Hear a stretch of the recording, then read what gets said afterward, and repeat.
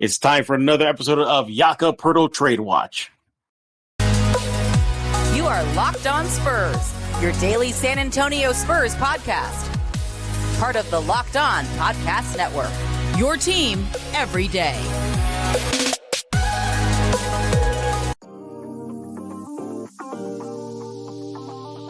Welcome back to Locked On Spurs right here on the Locked On NBA Network. I'm your host, Jeff Garcia, Spurs writer for Kings 5 San Antonio. Glad to have you back.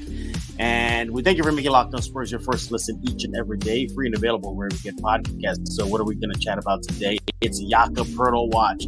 More and more rumors and reports and speculations are popping up whether or not he's going to remain a Spur by the end of the NBA trade deadline. We're going to catch you up on the latest Jakob trade rumors, what's going on. What is a reported price tag the Spurs have for the big man in the middle, and much more. Also, we're going to quickly look and grade Romeo Langford at this point of his stay with the Spurs. How's he looking? Has he been looking good or looking bad for the Spurs?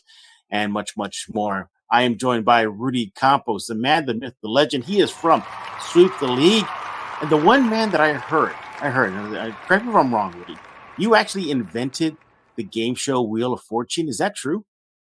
That is so very true. Wheel of Fortune was invented by me. It's on a napkin that I had when I was at Jim's coffee shop in San Antonio as a kid. So yes, it is. Wow. It was invented by me. And you to become the host? You let Pat Sajak handle that? Yeah, Pat came begging to me for work, and I decided to give up the hosting duty so he can do it. And I think it's worked out for him and Vanna very well. Every time you come on the show, we find out more stuff about you. Apparently, you the only man to defeat Thanos, invented the periodic table, invented calendars, invented Wheel of Fortune. How do you do it, Rudy Campos? Well, like King the Conqueror, there are many variants of me. Very smart, very not so smart, but I live around entire multiverses. All right. Well, let's bring you back to our multiverse. Because in this multiverse, there was a lot of speculation going on regarding Jakob Poeltl. Now, I know we talked about this before on Locked On Spurs, but things are kind of progressing forward as far as reports and speculation. Now, Rudy, let's catch everybody up. Jakob Poeltl is considered to be perhaps the best Spurs asset to deal. He's on an expiring contract. He's an unrestricted free agent after the summer. His current contract is team-friendly. And it looks like he could be a valuable piece to a team that's either like on the cusp of making the playoffs or are in the playoffs, sure, and just need that boost forward to hopefully win a title. Rudy, let's start off with the latest report, and this was via The Athletic, that apparently Boston and Toronto, the team he was drafted by, want him. So you're starting to see more teams named now, as you said via The Athletic right now. Rudy, is this just telling you that all signs are pointing to he's gone? Like it's a done deal? Or do you still think maybe he'll stay with the Spurs? I think the whole key to the whole thing is the asking price. Now, San Antonio Spurs are asking for 2 first-round picks. Now, whether they are protected or unprotected, I have no idea. But that is a very steep asking price for one of the better centers in the league. Might be a missing key piece to a championship title run, especially for a team like Boston. It's a very high asking price, but the thing that we've got to remember too is you got kind of the same deal for Derek White. And as we can kind of go comparison wise, Jakob Poeltl to a team probably means a lot more than Derek White does when it comes to championship aspirations. So in all certainty, it's not a huge asking price. It just seems like a lot. But Boston is the favorites. They need a big man. Robert Williams can't stay healthy for the most part. Grant Williams is way undersized. In the East, you've got to battle guys like Embiid, and you've also got Cleveland coming up, especially with Mobley, Jared Allen. You need a big guy to help for the championship run. So Boston, I think, is a one team, but they don't have a first-round pick as of right now this year. Indiana has it. So you're looking at a possible 2024, maybe 2025 or 26 first-round picks. I think Boston's probably going to be that team that comes out on top for Jakob being in the Celtics uniform. They're probably becoming Spurs East, aren't they? Well, they were for a minute. They were with the Ime Udoka until that happened. But there was is the Utah coach. Will Hardy, he was there for a while, and then Derek White's over there, and then can you imagine Poeltl? So yeah, but no, it's interesting though because let's dive into the asking price now. That is a lot.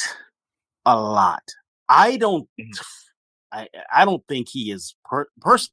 I don't think he is worth two first round picks.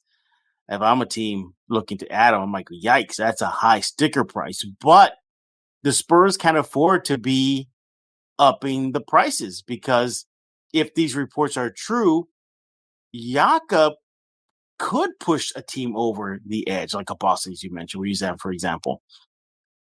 Do you think the Spurs asking price is too high right now? No, and right now they can ask for whatever they want. You got to remember that the other key too with the San Antonio Spurs going into the offseason is they're going to have upwards of like $70 million in cap space. So Jakob's going to command about $20 million a year, and that's like on the very high end. Giving him $20 million a year, knowing you're going to have about $50 million still in cap space, is actually not a bad deal. So they can ask for whatever they want. Now, whether they get it or not, it's totally up to them. Boston, I mean, let's take Toronto, for example. Toronto is right there. They're not in the playoffs and not really in the play-in game right now. They're kind of on the cusp. So for them, giving up 2 first-round picks is a lot. But for a team like Boston, who is a perennial contender every single season with Tatum and Brown, giving up, 2 first-round picks is not a big deal, knowing they're going to probably be in the late 20s when it comes to drafting. Mm-hmm. So it just depends where he goes and what team is wanting him desperately. Like I said, I think Boston is that team. There may be a second team coming up somewhere that we don't know about. But the asking price right now, it's whatever the Spurs want. And I'm pretty sure they're going to get it too if the deal is made. Yeah, look, Poeltl is, and we think, and I'm pretty sure, is very coveted. He's going to be very coveted ahead of the trade deadline. The numbers are there. He's still a good defender. I think he's holding opponents shooting at the rim to about 63% shooting. You're looking at double almost nightly. Runs the pick and roll well. Do you think the situation with the Spurs cannot bite at the first apple? Like take a bite of the first apple. So, for example, let's just say Boston makes an offer. Do you wait to see what Toronto says? Do you wait to see what I'm making this up now? What Milwaukee says wants to offer? Because I think the Spurs can really play hardball here, can't they? Absolutely. There's no reason to jump at the first offer at the table if Boston comes and says, hey, we've got 2 first-round picks and maybe a Grant Williams that we can send your way. I mean, great deal. Yeah, I would probably say go for it. But you need to see what else other teams have to offer.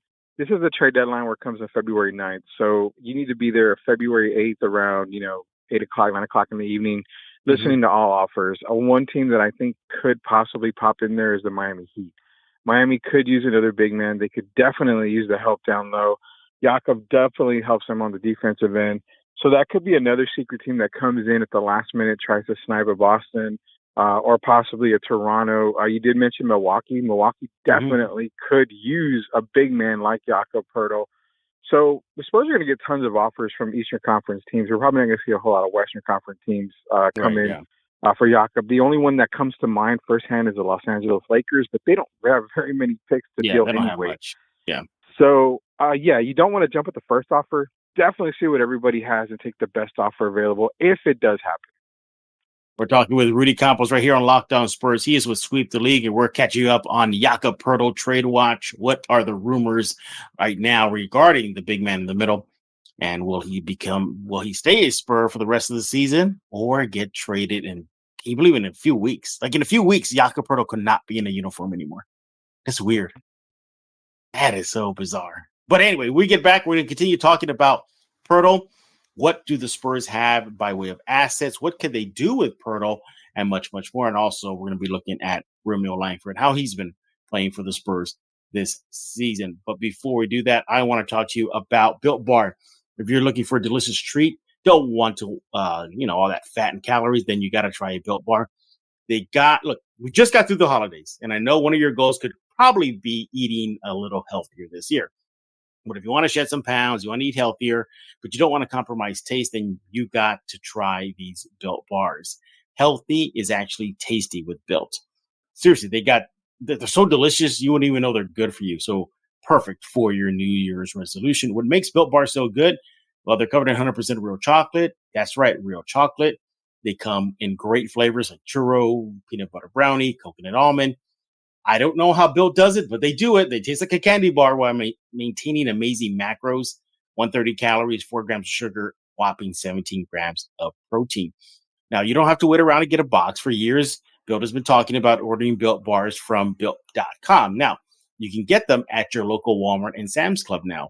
Head to your nearest Walmart today, go to the pharmacy section, grab yourself a box of Built bars.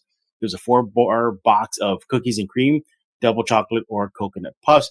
Or if you're near a Sam's Club, grab yourself a 13-bar box with hit flavors like brownie, batter, and churro. You can thank me later.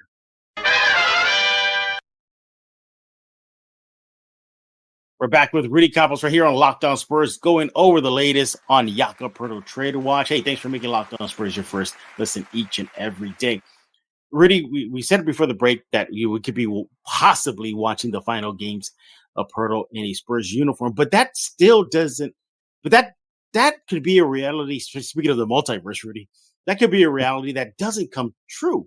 He can still finish out his contract with San Antonio and talk business with the Spurs after the season's over, can he? Oh, yeah, for sure. I mean, it's not a guarantee that Jakob's going to be moved. I mean, again, the asking price is 2 first-round picks. I mean, if you're giving them 2 first-round picks in 27 and 28, 2027, 2028, it may not make any sense at all. Why are you going to wait that long? You want some picks early. So it may be something that we don't see happen at all. But you're right. He's an unrestricted free agent. He turned down the Spurs extension before this season. He wanted to head into unrestricted free agency. So he can definitely talk to the Spurs. The Spurs can offer him the most money out of any team. The Spurs are going to have the cap space to be able to offer him. And like mentioned on the past episode of Locked On Spurs with you, it was the fact that the draft happens before free agency. So they'll be able to know if they're in the Wemby sweepstakes. They'll be able to know if they're able to get a big man to the draft. Needless to say, that favors the Spurs big time, because then if you don't get who you want, you have Jakob Poeltl there. You can give him, if it's the $20 million a year that he might be commanding, you can definitely give him that. Still have a lot of room, but let's not forget, if you sign him to that contract, he still comes more covetable because now he's under a contract. You can trade him with that contract. Teams are going to be probably still wanting him because now he's guaranteed to be with them longer than just say, hey, a few months. This is another, speaking of multiverse reality that could happen. The Spurs can retain Poeltl in free agency and have the basketball gods smile at them and draft Wemby, because the Spurs have that kind of money, don't they? Oh, yeah, man. They do. They can retain him, get Wemby in the first-round pick. Then you have similar to a Twin Tower type aspect, but with Wemby's ability to spread the floor, that's that stretch big man that you and I have talked about for years on this show. I'm just salivating at that thought. Can you imagine Poeltl and Wemby together? That'd be a defensive juggernaut, that's for sure. Yeah, nobody's scoring. Nobody is scoring. Here's what gets me with this whole Poeltl thing is I get it. I get why the Spurs, would entertain moving him, because if we're going to use Boston, if Boston gives them an offer they can't refuse, you have to do it. And this team has been showing, now this front office now have been showing they are willing to make moves. How long did we think, Spurs will never trade DeJounte? He's their only all-star. Look at him. He's the future. And next thing you know, traded. Derek White, no way. Remember the years ago? He's the better Spur. He's even better than Murray. He does more. Traded. They're signaling they're willing to trade big pieces that many feel that should be with the team long term. Now, speaking of long term, I mean, just look. This is just a laundry list of what the Spurs own. They have their own first in the next 7 years. So that's just their own first round picks. Okay. They're still owed a first round pick from the Hornets. Okay. They still got a couple of unprotected first round picks from Atlanta. Now, granted, that's 2025 and 2027. But still, the future is being set up for them. They have that right to first swap first with Boston in 2028. Okay. And they how many second round picks they have? 13 second round picks they can use. So they can really become a juggernaut in the future. Knowing all that, Rudy, and knowing what the report is about the team asking price for 2 first rounds and that how he is Poeltl, that is a coveted piece. Do you still trade away a known commodity for something that's speculative when it comes to the draft and what could be? You got something now versus what could be. If I'm looking at my whiteboard, if I'm the GM of the San Antonio Spurs and I'm looking at my whiteboard, I'm circling 2025. I'm seeing exactly what's happening in Atlanta right now. Trae Young, a part of the Atlanta Hawks for the near future, probably is not going to happen. I don't think Trae's going to be there for the long term. Same thing with John Collins. So that leaves like DeJounte Murray only as the only Atlanta Hawk. Lottery bound. It's unprotected. That 2025 is unprotected. So you could potentially have 2 lottery picks in 2025. I'm keeping Jakob Poeltl. I'm doing everything I can to keep him and to sign him for the long term, knowing how consistent he has been for the San Antonio Spurs and knowing how he's been able to improve year after year.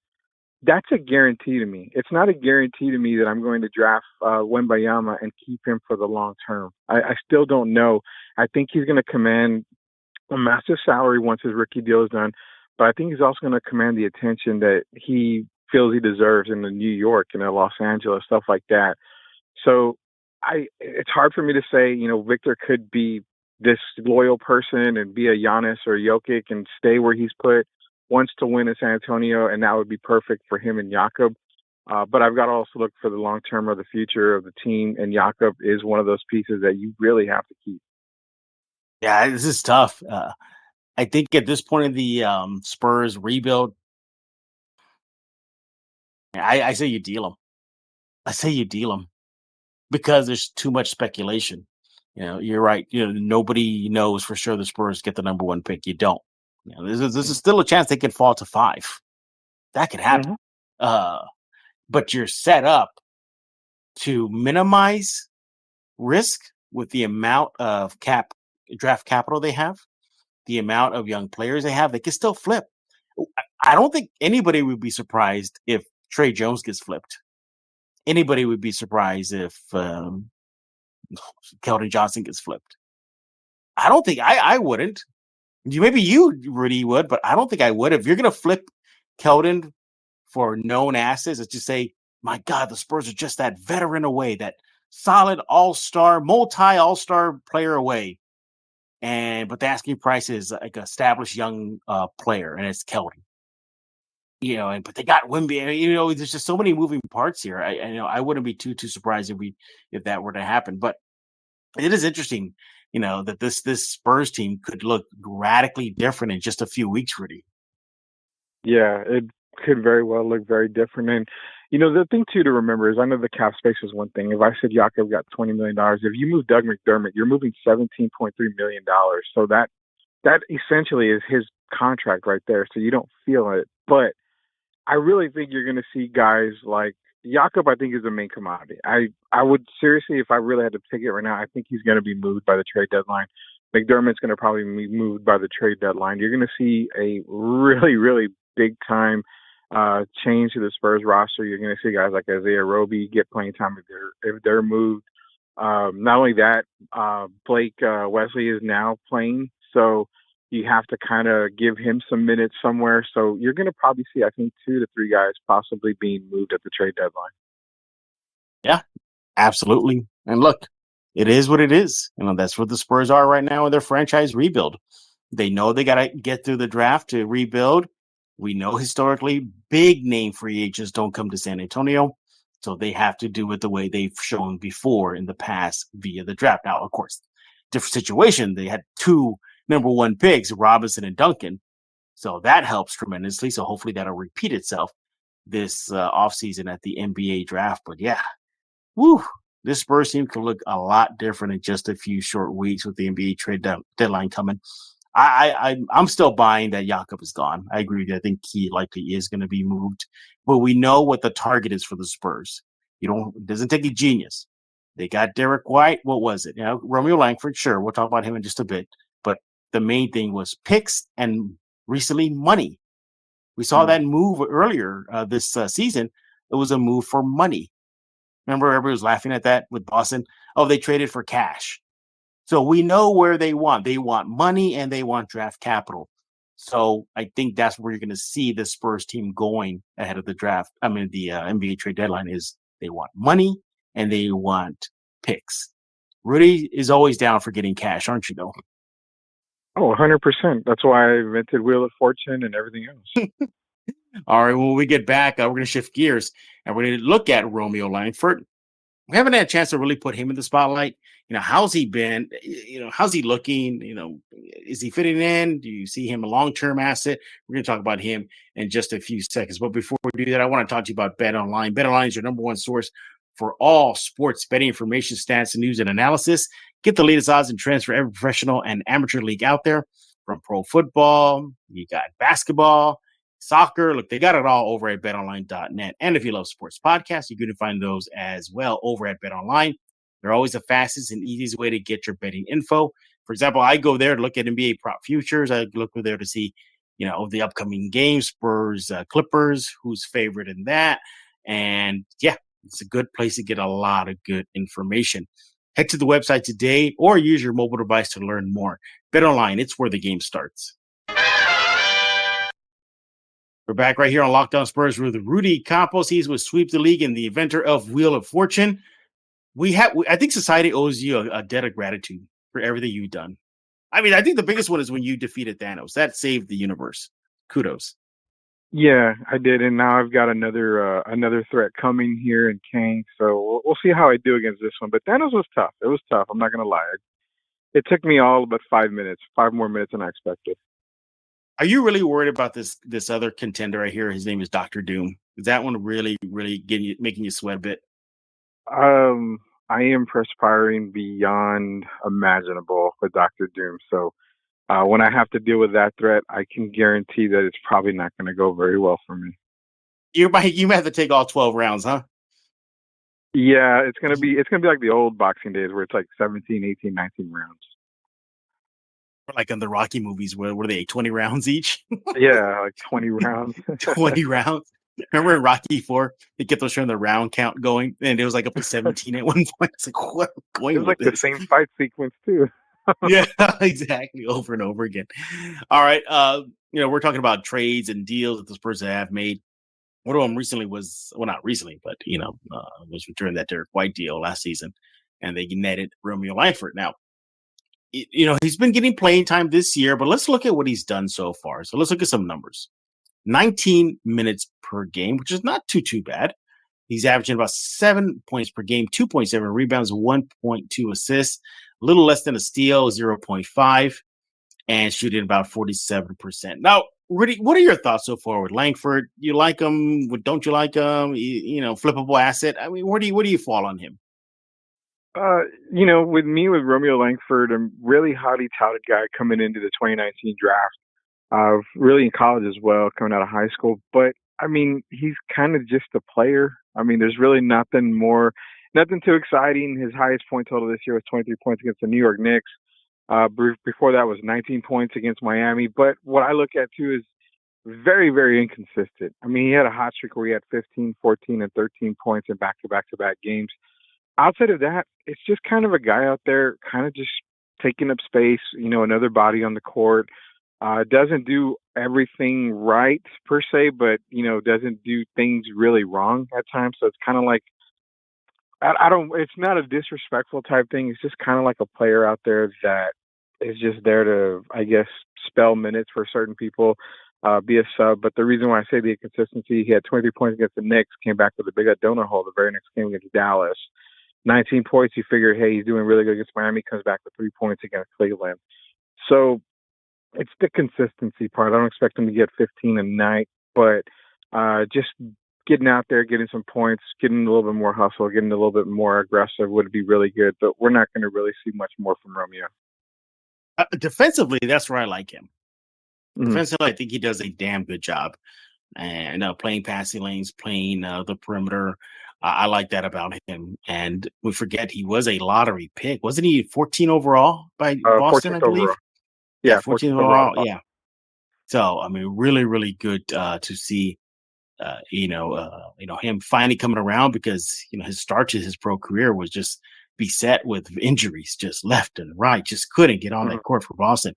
gets traded to San Antonio, and he's slowly becoming the player that many thought he would be. Now, I still think you can use him as a trade asset, either this season or the offseason or ahead of the trade deadline. I don't think, you could definitely move him. You could get production like he's giving you right now with maybe somebody else or better. So I don't think Spurs fans should invest in a Romeo Langford jersey. I don't think anybody should. But again, yeah, the 3-point shooting is still suspect. Was he like 26, 27% from the three line? For his athleticism, he only gets to the free throw line about once a game. And that's not good. I mean, I would understand if he was getting less than 10 minutes a game, but he's getting close to 20 minutes per game through 30 games played already. He even started 17 games. So need to see that go up a little bit more. But are you with me? You could definitely see him be packaged in a deal or perhaps not re-signed in the future. Oh, 100%. I think if he needs to be a part of a deal to make it a little bit sweeter, possibly a Jakob or a Doug McDermott deal, it's going to be involved. I don't expect him to be with the Spurs long term. In fact, I was really hoping that we would see a guy like Malachi Branham get the starting nod over Romeo when Romeo does start. But I get the veteran standpoint and stuff. I get, not bringing up the rookies too much. But yeah, I don't see Romeo being a part of the Spurs' future anytime soon. I mean, yeah, you're right. Defensively, he's a really good defensive player.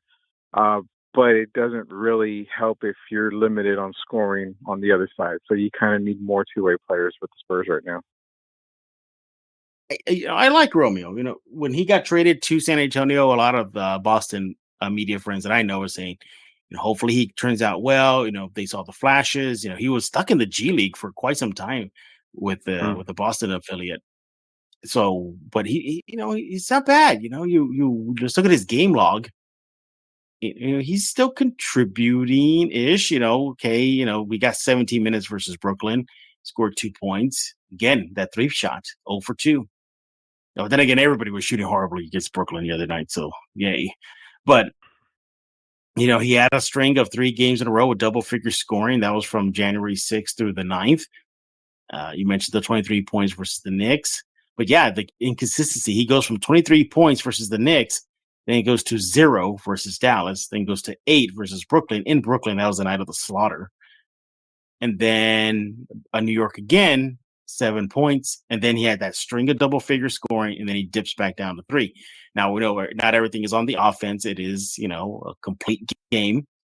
So, yeah, it's like he's just going to be a good bench player. I think that's what it's going to come down to, Rudy, in his career. Your thought? Yeah, it's like I said earlier. He's going to be just another player that comes in, spells some guys minutes, gives them some rest. Still going to give you some production, whether it be on the defensive side or maybe an offensive, game for a little bit. But it's just another guy. I mean, he's just a guy that's going to come in, dispel a couple of minutes. He's not a long-term thing. He's not anybody that's going to be, hey, we need you to be a scorer, anything like that. Injuries have has derailed him a little bit there, like you said, in Boston. But again, kind of what you're seeing out of Romeo is what you're going to get for the most part. What grade would you give him so far? We're now past the midway point of the season. I'm stuck at a D. I don't think he goes any higher than that. He's not going to definitely get an F. Give him a D. Like I said, there are moments where he does come out, he does ball, he does get some point totals, he does play really good defense. So because I'm giving him a D, mainly it's for the defensive side. I see what you did there.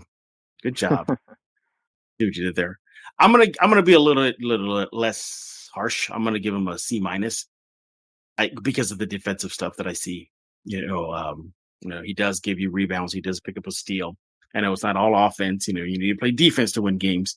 So I give him credit for that. That's why I bump him up a bit. But hey, like I said, he could be gone too at the trade deadline. They could package him in a deal if they need to make the numbers work. I mean, he could be it.